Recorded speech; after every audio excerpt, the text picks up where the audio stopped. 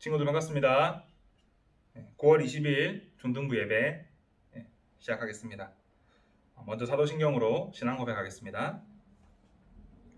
전능하사 천지를 만드신 하나님 아버지를 내가 믿사오며 그 외아들 우리 주 예수 그리스도를 믿사오니 이는 성령으로 잉태하사 동정녀 마리아에게 나시고 본디오 빌라도에게 고난을 받으사 십자가에 못 박혀 죽으시고 장사한 지 사흘 만에 죽은 자 가운데서 다시 살아나시며 하늘에 오르사 전능하신 하나님 우편에 앉아 계시다가 더리로서 산자와 죽은 자를 심판하러 오시리라.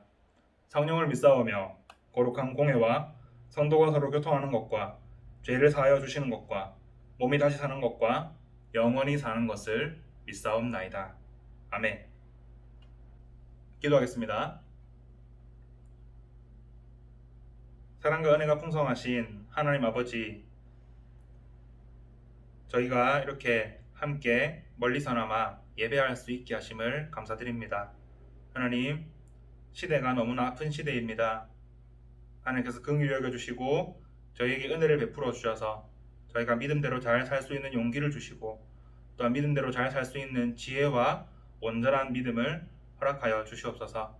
하나님, 이 시간 또 대면으로 나와서 예배드린 친구들, 또한 비대면으로 또 이 영상을 보고 있을 모든 친구들에게 하나님께서 복 주시고 은혜 내려주셔서 정말 하나님을 사모하고 교회를 사모하고 예배를 사모하는 마음 주시고 언제 어디서나 하나님의 은혜로 하나님께서 지켜주심으로 하나님이 주시는 복으로 풍성한 삶을 살아가도록 하나님 역사하여 주시옵소서. 저희 모두를 지켜주시고 다시 만날 때까지 서로를 생각하게 하시고 기도하게 하시며 저희가 다시 만났을 때에 그 교제의 기쁨과 또 예배의 은혜가 충만하게 하여 주시옵소서. 이 시간 말씀 들을 때에 말씀에 귀 기울여 듣게 하시고 그 말씀을 마음에 새겨서 말씀대로 살아가게 하시고 말씀대로 살아갈 지혜와 믿음도 용기도 허락하여 주시옵소서.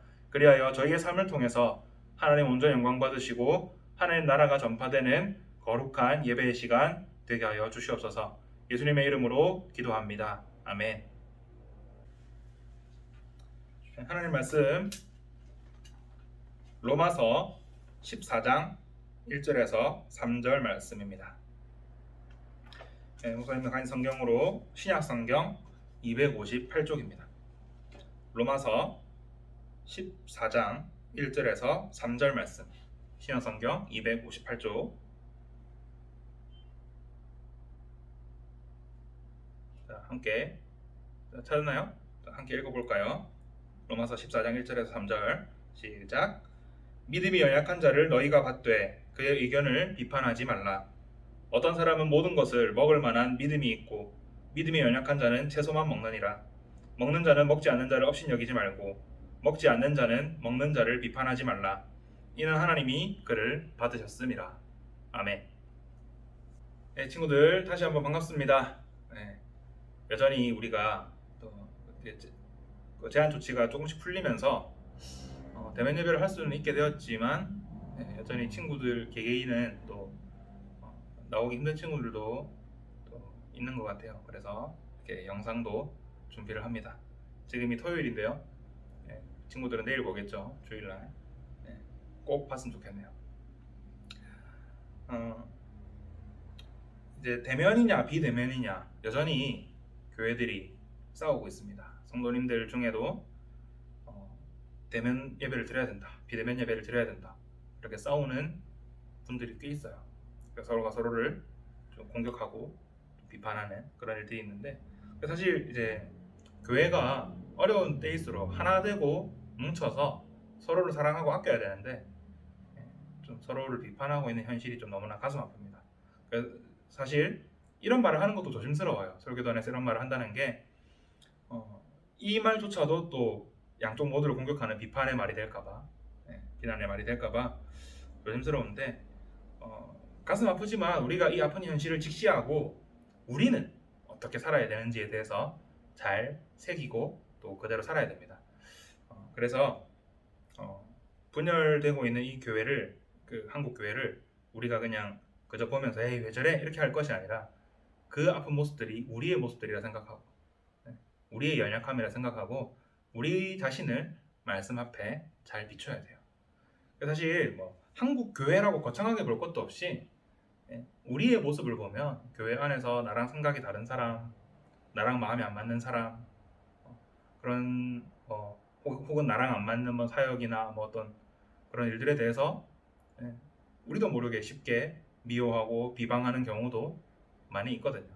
그래서 우리의 모습들을 돌아보고 우리가 우리 교회를 어떻게 더 건강하게 잘 사랑하고 섬겨나갈 수 있는지를 우리가 말씀을 통해서 좀 깨달았으면 좋겠습니다. 그래서 오늘 로마서 14장 1절에서 3절 말씀은 사도 바울이 로마 교회에 전하는 편지인데요. 사실 신약 성경은 신약 성경 몇 권인지 알죠? 27권. 27권 중에서 마태복음, 마가복음, 누가복음, 요한복음, 예수님의 생애를 기록한 복음서 4개, 그리고 예수님이 승천하신 후에 사도들이 교회를 어떻게 세워나가는지를 보여주는 역사서인 사도행전, 그리고 맨 마지막에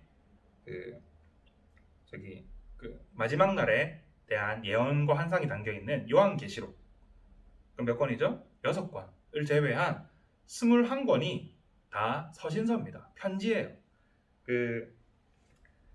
하나님께서 영감을 주셔서 사도나 혹은 사도적 권위를 가진 사람들이 하나님의 영감, 성령님의 인도하심을 받아서 교회는 이래야 된다, 성도는 이렇게 살아야 된다, 이렇게 믿어야 된다라는 것에 대해서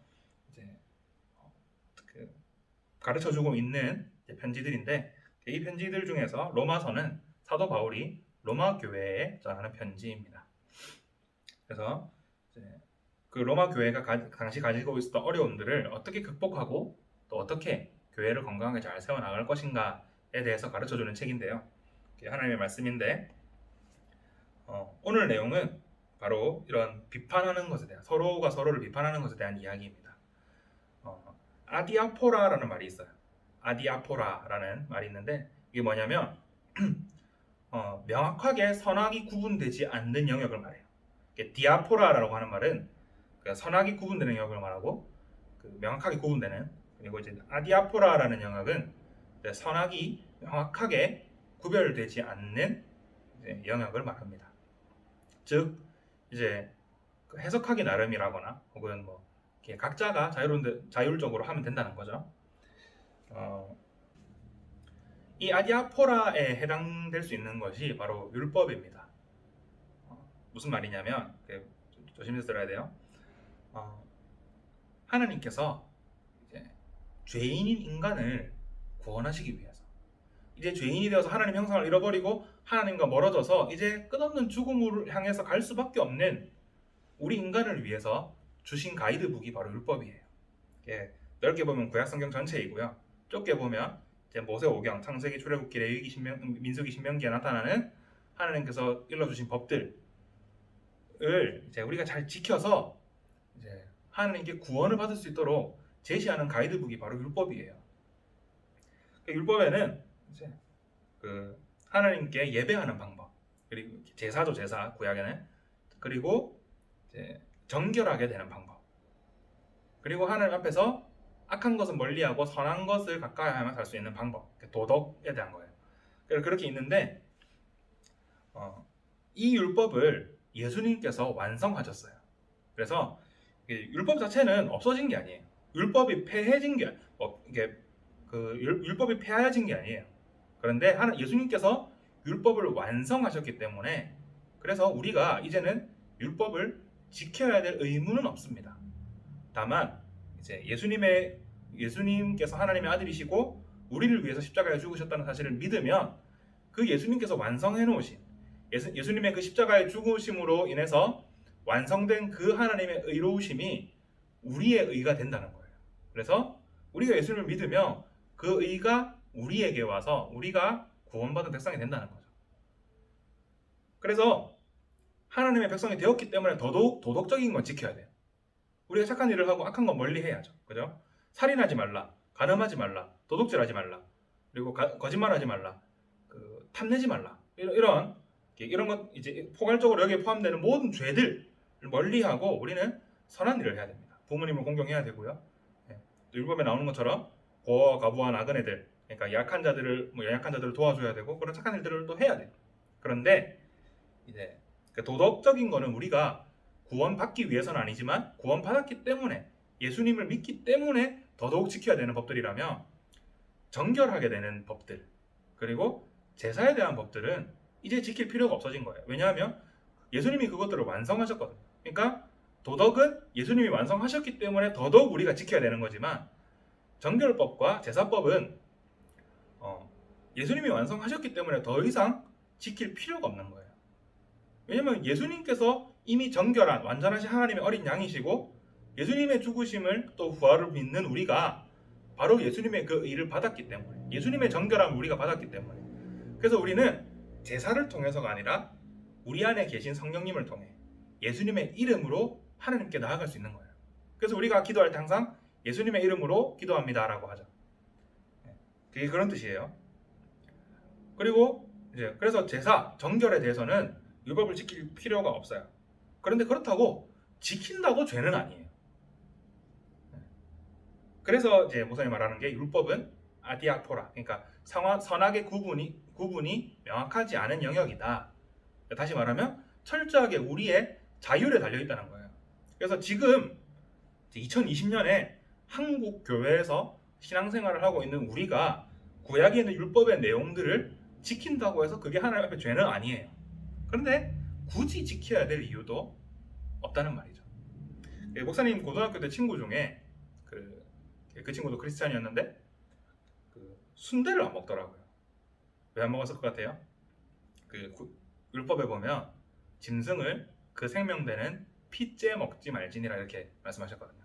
그러니까 이제 구약에서 하나님은 피를 생명을 상징한다라고 말씀하시면서 그래서 이 피는 먹지 마라 이렇게 얘기를 하셨어요. 그래서 이제 순대에 피가 들어가니까 이제 안 먹는다는 거예요. 그래서 제가 물어봤죠. 야, 니 그럼 돼지고기도 안 먹나? 왜냐면 돼지고기는 율법상에서 먹으면 안 되는 고기거든요. 율법에서 좀 제일 대표적으로 이렇게 딱 율법을 지킨다 안 지킨다를 이렇게 말할 수 있는 것들이 고기에 대한 거예요. 고기. 지금 이제 학자들의 연구에 의하면 하나님이 왜 하필 이런 고기는 먹고 이런 고기는 먹지 말라 하셨을까? 왜냐면 생선도 구분돼 있었어요. 생선도 이런 생선을 먹고 이런 생선을 먹지 마라. 그리고 뭐 고기는 뭐 소, 염소, 양 정도를 제외하면 먹을 수 있는 게 별로 없었어요.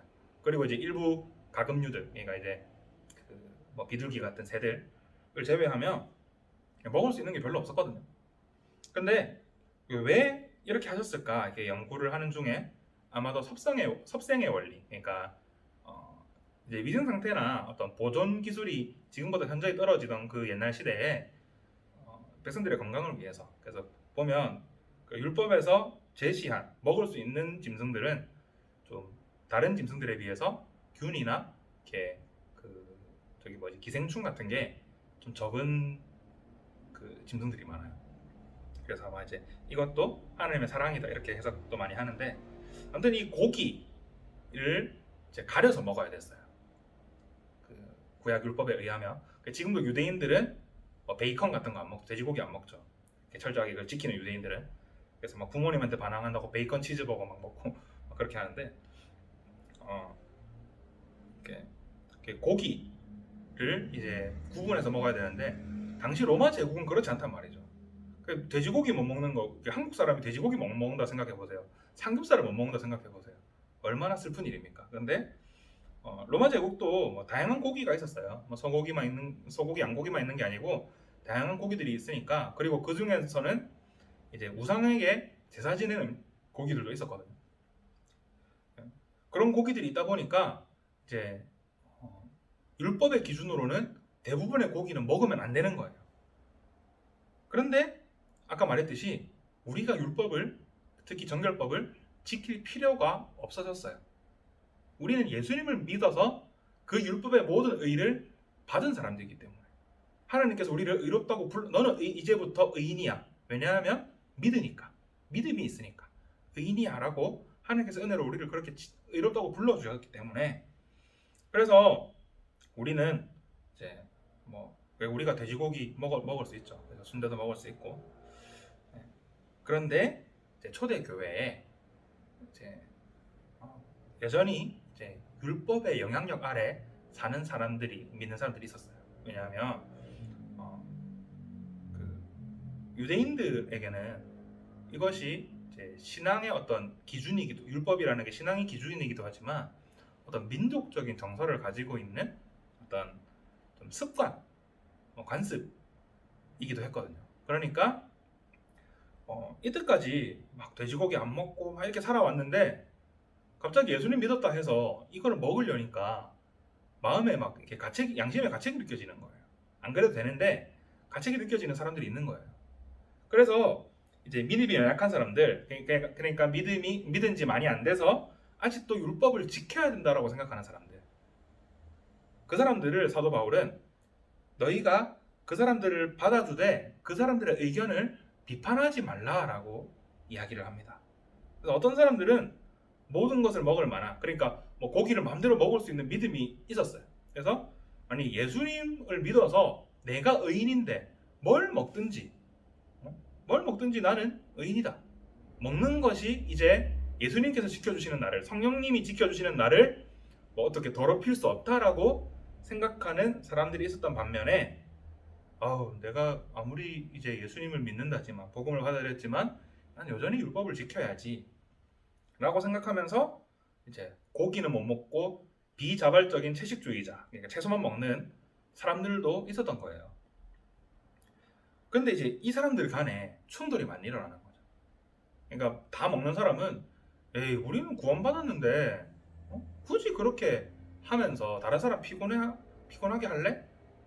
이러면서 상대방을 정죄하고, 또 고기를 안 먹는 사람은, 믿음이 아직 연약한 사람들은 아니 그래도 율법을 지켜야지 왜 그렇게 아무거나 먹고 막 그렇게 하느냐 하면서 그런 분란이 있었던 거예요. 그런데 사도는 이렇게 말합니다. 먹는 자는 먹지 않는 자를 업신여기지 말고 먹지 않는 자는 먹는 자를 비판하지 말라. 이는 하나님이 그를 받으셨습니다. 라고 말합니다. 즉 하나님께서 이 사람이나 저 사람이나 생각은 다르지만 다 받아주신 거예요. 하나님께서 은혜로 그 사람을 선택해 주시고 그 사람이 믿게 하시고 믿음으로 구원을 받게 하셨어요. 그렇기 때문에 서로가 서로를 비방할 하등의 이유가 없는 거예요. 그냥 고기 먹는 사람은 먹는 사람대로, 안 먹는 사람은 안 먹는 사람대로 각자 믿음을 잘 지키면 되는 거예요. 이게 아까 말했듯이 율법을 지켜도 되지만 굳이 지킬 필요는 없는 거예요. 그러니까 이거 가지고 싸울 이유가 없어요. 이게 명확하게, 예를 들어서 예수님께서는 살인하지 말라라는 말을 너희가 들었지만 나는 너희에게 말하기를 형제를 미워하는 마음만 품어도 하나님 앞에서는 살인한 자다, 이렇게 말씀하셨거든요. 즉 내가 율법을 완성하지만 살인하지 말라라는 계명은 여전히 너희가 지켜야 되고, 심지어는 하나님의 그 정신을 생각해서, 하나님의 마음을 생각해서, 사랑하시는 그 마음을 생각해서 그냥 단순히 사람을 칼로 찔러 죽이지 않을 뿐만 아니라 형제를 미워하지도 마라. 누군가를 미워하고 욕하는 것조차도 하나님께서는 미워하신다라고 그렇게 말씀하셨거든요. 그럼 그건 어때요? 도덕에 대한 거는 우리가 선악이 명확하게 나눠지는 거니까 우리가 지켜야 됩니다. 미워해서 안 되고 비방해서 안 되는 거예요. 그런데 이렇게 명확하게 누군가를 미워하지 말라라는 계명이 있는데 뭐 지켜도 되고 안 지켜도 되는 것에 대해서 서로를 비방할 이유가 없다는 말이죠. 여러분의 삶은 어떻습니까? 여러분의 신앙생활은 어때요? 물론 아직 뭐 이렇게 어리다 보니까 교회에서 나랑 다른 생각을 가진 사람들을 아직 안 만난 친구들도 있을 거예요. 그런데 우리가 이제 신앙생활을 하다 보면 그런 일들을 차차 겪게 됩니다. 이제 그럴 때 우리는 서로가 서로를 인정해주고 서로가 서로를 존중해줘야 돼요. 저는 교회는 모임이고 밖으로부터, 세상으로부터 부르심을 받은 하나님의 백성들이 모이는 모임이고 모여서 예배하는 곳이기 때문에 반드시 교회는 모여서 예배해야 된다라고 믿는 사람입니다. 목사님은 그래요. 그래서 교회는 예배를 정말 목숨 걸고 사수하고 지키고 정말 모이기를 힘써야 돼요. 예수님이 말씀하신 거예요, 이거는. 그런데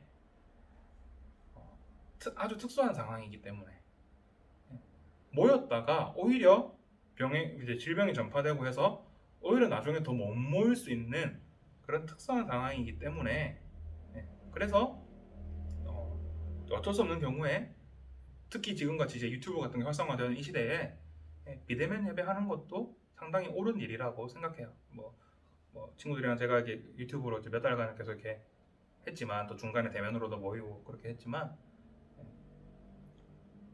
그래서 우리는 뭐 대면이냐 비대면이냐 이걸로 싸울 수가 없는 거예요.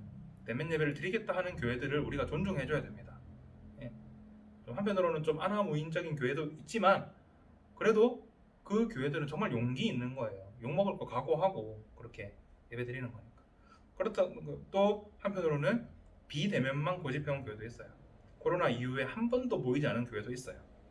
그렇다고 그 교회들을 모이기를 힘쓰라 하셨는데 왜 안 모이지 이렇게 하면서 이제 비방할 수도 없는 거예요.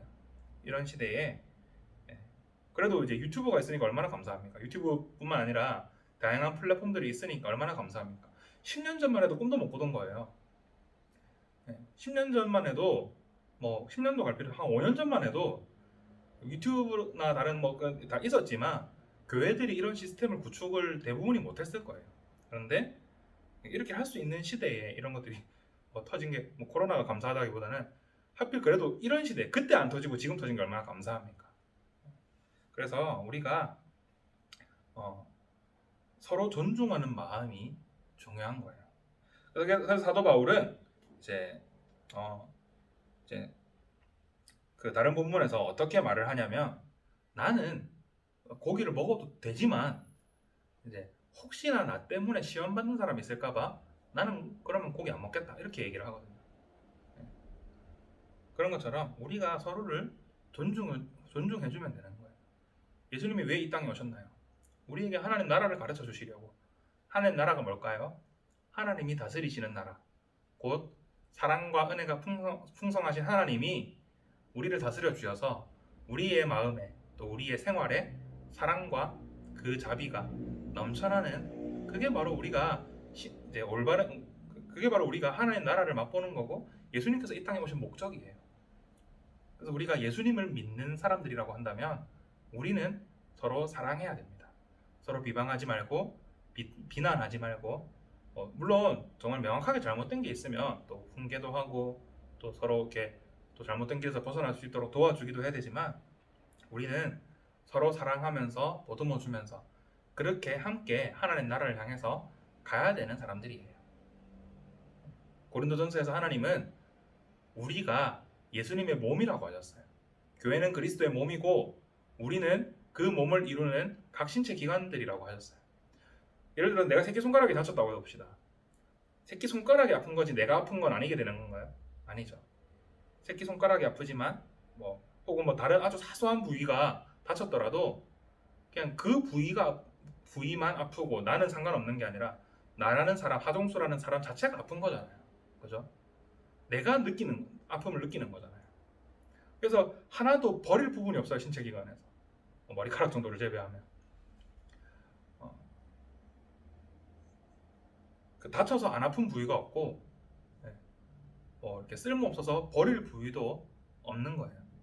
그래서 마치 그런 신체 기관처럼 우리 교회는 항상 하나로 붙어 있어야 되고 모여 있어야 되고 함께 예배하고 서로 사랑해야 되는 사람들입니다. 그래서 성령님 안에서 우리가 하나 된 것을 힘써 지켜야 돼요. 그래서 오늘 대면 예배 나온 친구들 너무나 또 귀하고 또 이렇게 나올 수 없는 환경이어서 또 비대면으로 이렇게 영상을 보고 있는 친구들 이렇게 폰으로라도 말씀을 듣고 있는 여러분이 정말 존귀한 하나님의 사람들입니다. 다만 교회에 나오기를 빨리 나올 수 있기를 기대하고 사모하는 마음을 가졌으면 좋겠어요. 그래서 우리 모두가 비방하고 비난하는 것이 아니라 하나님이 주신 은혜 속에서 서로를 인정하고 존중하면서 함께 사랑의 공동체를 잘 이루어 나가는 그런 우리 모두가 될 수 있기를 간절히 소망합니다. 기도하겠습니다. 하나님 아버지, 오늘 말씀을 통해서 저희가 교회 안에서 또 때로는 분열되고 때로는 서로가 안 맞는 부분이 있을 때 어떻게 해야 할지를 배우게 하시니 감사드립니다. 하나님, 또 분열된 한국교회를 긍휼히 여겨주시고 서로가 하나 되게 하시고, 또한 멀리 갈 것도 없이 우리 중등부가 하나님의 사랑 안에서 하나 되어서 함께 예배하고 서로 교제하기를 온전히 사모하게 하시고, 오직 하나님의 영광을 위해서 사랑으로 모든 것을 이겨내는 저희들 되게 하여 주시옵소서. 예수님의 이름으로 기도합니다. 아멘. 찬양하겠습니다. 찬양은 나를 향한 주의 사랑입니다. 지난주처럼 영상을 만들었어요. 웃기긴 하지만 함께 찬양 즐겁게 부릅시다.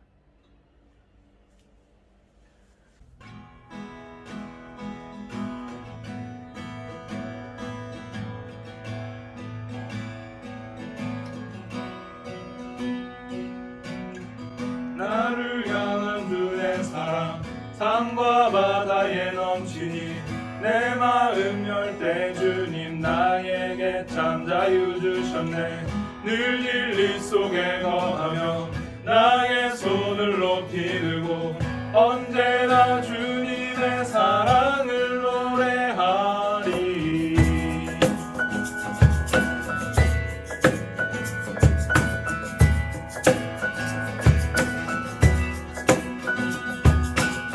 나를 향한 주의 사랑 산과 바다에 넘치니 내 마음 열 때 주님 나에게 참 자유 주셨네.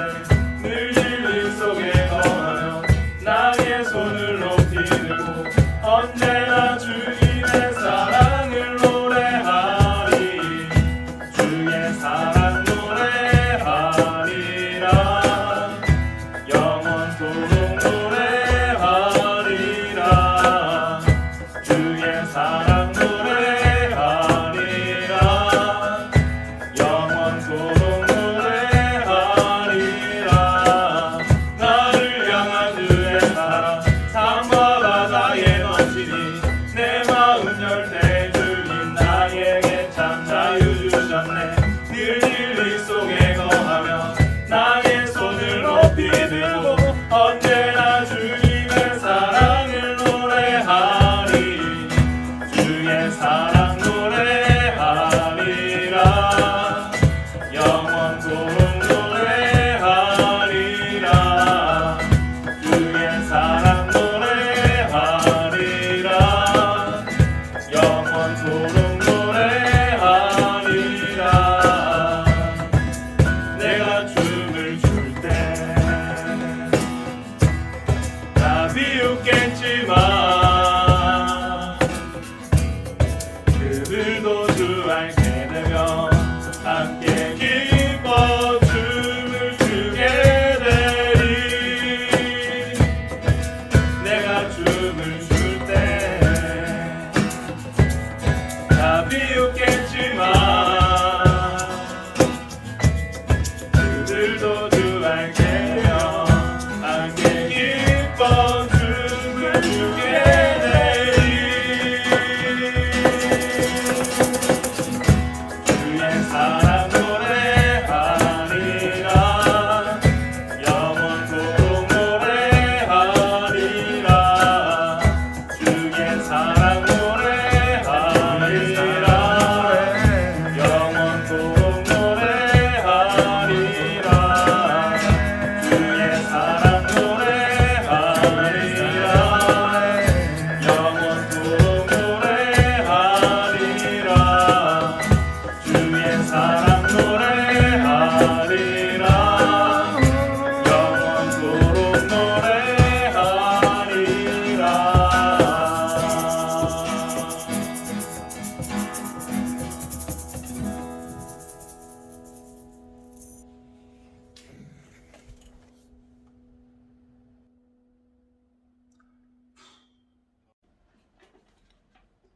주기도문으로 교회 마치겠습니다. 하늘에 계신 우리 아버지여, 이름이 거룩히 여김을 받으시오며 나라에 임하오시며 뜻이 하늘에서 이룬 것 같이 땅에서도 이루어지이다. 오늘날 우리에게 일용할 양식을 주옵시고 우리가 우리에게 죄 지은 자를 사하여 준 것 같이 우리 죄를 사하여 주옵시고 우리를 시험에 들게 하지 마옵시고 다만 악에서 구하옵소서. 대개 나라와 권세와 영광이 아버지께 영원히 있사옵나이다. 아멘. 광고하겠습니다. 네, 예배에 참석한 분 여러분 모두 축복하고 환영합니다. 이제 다음 주는 또 어떻게 될지 모르겠어요. 정부 방침 따라서 조금씩 맞춰 나갈 건데 아마도 이렇게 제한적으로 대면 예배를 할 것 같아요. 그러니까 많은 친구들 이렇게 나와서 함께 예배하기를 원합니다. 네, 그럼 주중에 또 소식 전할 거고요. 그러면 다음에 만날 때까지 또 건강하게 잘 사시기를 바랍니다.